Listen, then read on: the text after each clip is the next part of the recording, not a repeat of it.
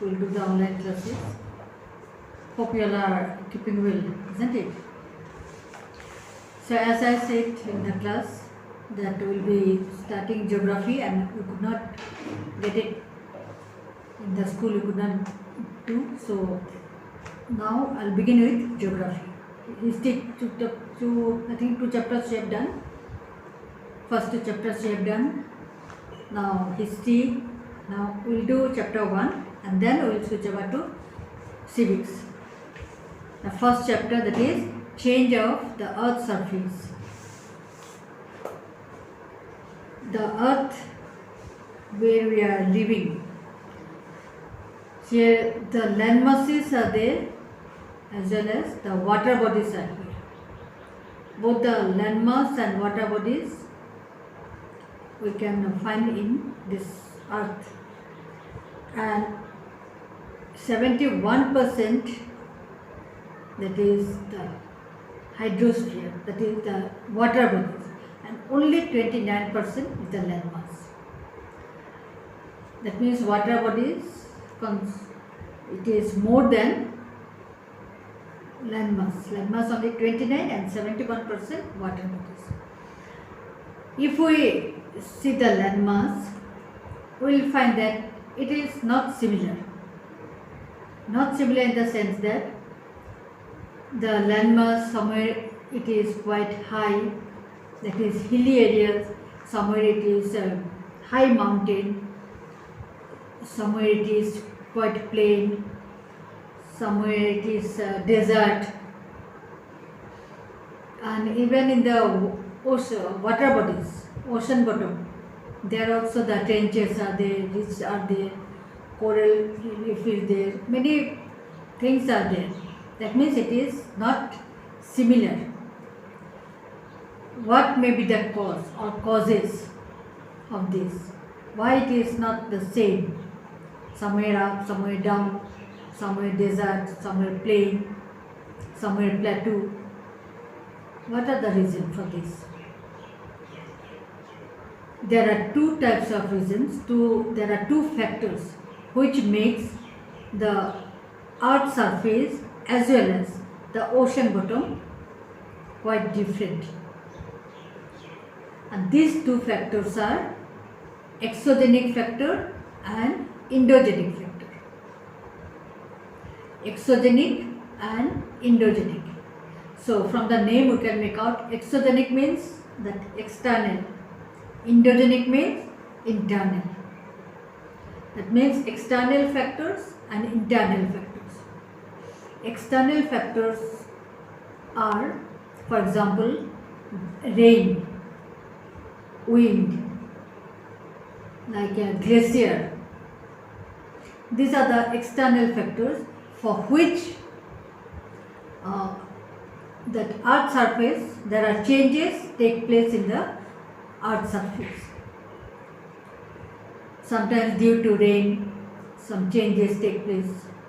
Due to wind, when the strong wind blows, then sands are transported from one place to another, and then it makes a big heap of like small mountains of sand.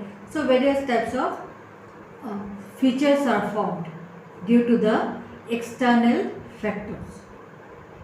So these factors are called exogenic factor. Then besides exogenic, there is the endogenic factors. And endogenic factors means inside. For example, earthquake, volcanic eruption. These are the two main endogenic factors. Due to earthquake, changes take place on the earth surface.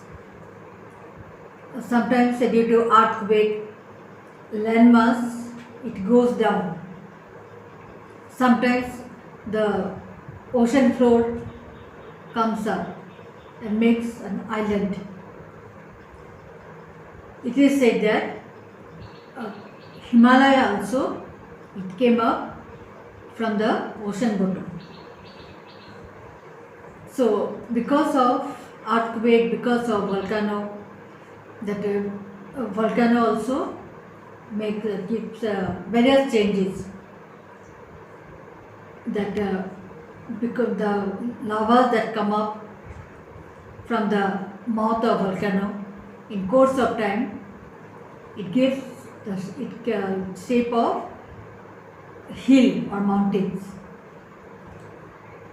So various changes take place on the earth surface because of external factor which is called exogenic, and because of the internal factor which is called endogenic. An internal factor mainly the plate tectonic. It is said that earth crust is constituted of some plates, and these plates are constantly moving, and when it due to this movement of the plate, that some changes take place inside, and then it is due to this plate tectonic movement when earthquake also takes place, and then changes are found on the earth surface.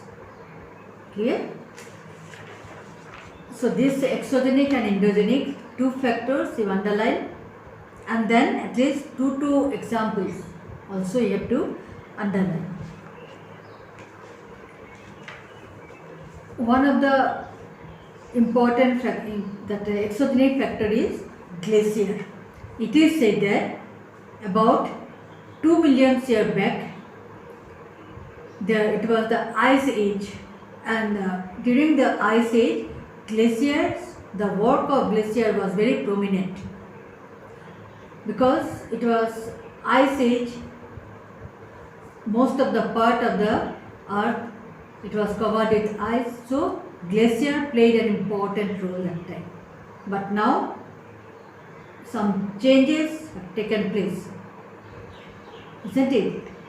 Not only the glacier, there are some other factors, other external factors to bring the changes.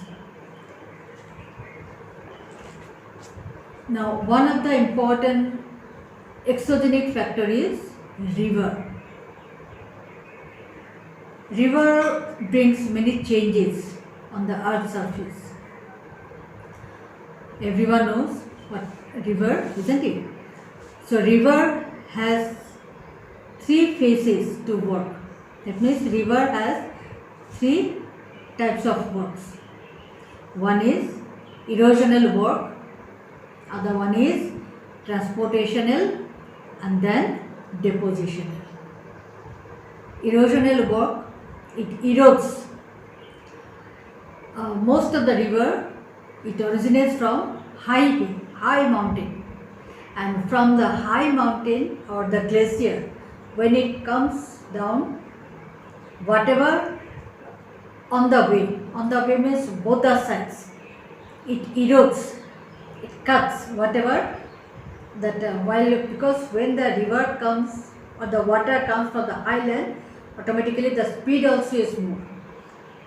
So when that water comes in high speed, then whatever is there at both the sides, maybe the pebble, maybe the boulders, maybe that big land, it start cutting. That means it erodes, it takes, and then along with the river, it comes down.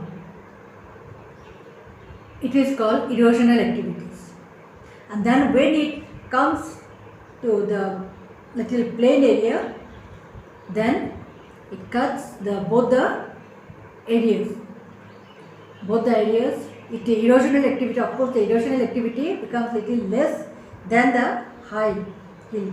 When it comes from very high, means high hill, then the speed of the water also is more, and then erosional activity also is more.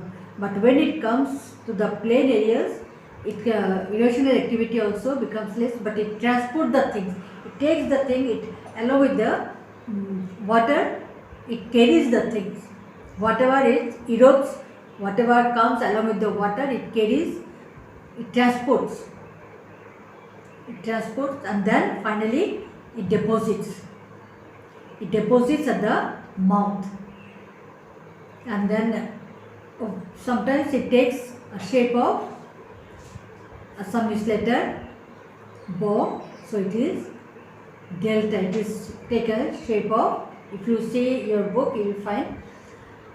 So and then the delta of Sundarban, you must have heard this name, delta of Sundarban.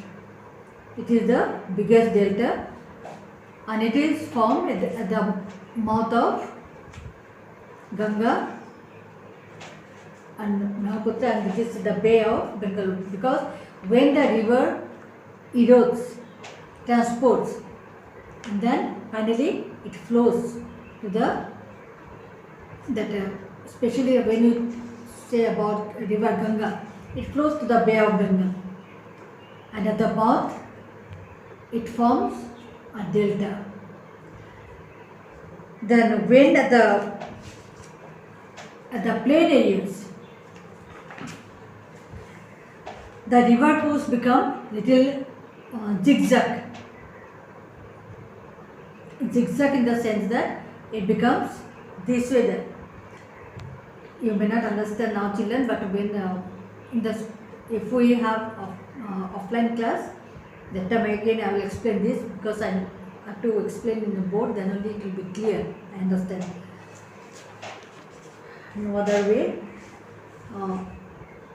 The river course become zigzag, and this zigzag river course is called meandering course.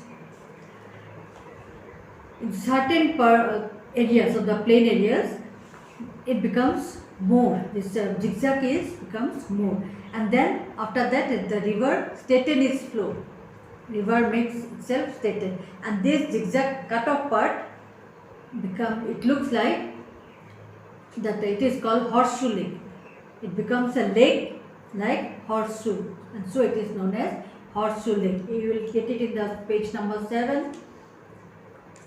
Horseshoe lake, it comes, diagram comes, so you learn to draw the diagram. It comes very often. What is horseshoe lake? Draw a clear diagram of horseshoe lake.